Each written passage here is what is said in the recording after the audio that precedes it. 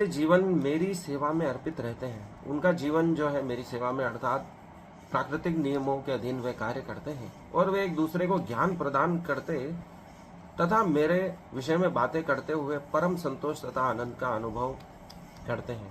वह एक दूसरे को ज्ञान प्रदान करते हैं और मेरे विषय में बातें करते हुए परम संतोष तथा आनंद का अनुभव करते हैं।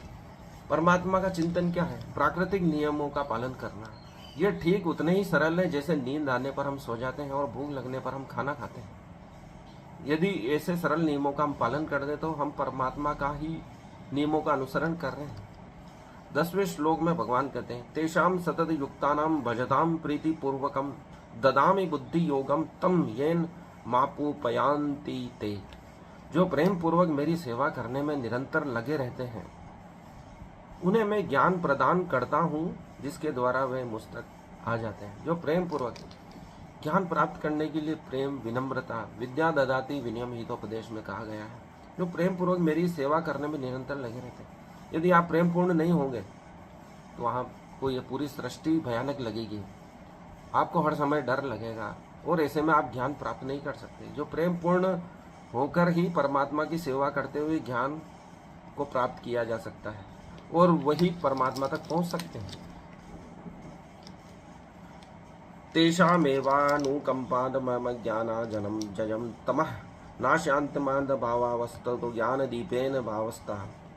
अर्थात 11वें श्लोक में भगवान कहते हैं, मैं उन पर विशेष कृपा करने हेतु उनके हृदय में वास करते हुए ज्ञान के प्रकाशमान दीपक के द्वारा अज्ञान जन्य अंधकार को दूर करता हूँ। परमात्मा कह रहे हैं कि उन पर विशेष कृपा करते हुए उनके हृदय में वास करते हुए ज्ञान के प्रकाशमान दीपक के द्वारा अज्ञान जन्य अंधकार को दूर करता हूँ। भगवान बुद्ध ने भी कहा है, अप दीपो भव।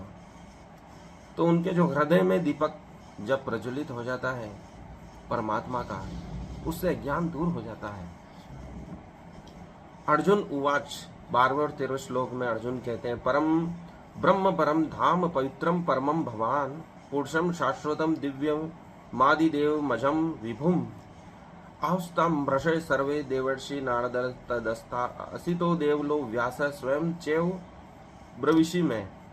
अर्जुन ने कहा, आप परम भगवान, परम धाम, परम पवित्र, परम सत्य हैं। आप नित्य दिव्य आदि पुरुष, अजन्मा तथा महानतम है। नारद, असित, देवल तथा व्यास जैसे ऋषि आपके इस सत्य की पुष्टि करते हैं और अब आप स्वयं भी मुझसे प्रकट कह रहे हैं। सभी प्रकार से सभी ऋषि मुनि, नारद आदि परमात्मा को स्वीकार करते हैं और उनकी महिमा का बखान करते हैं और भगवान स्वयं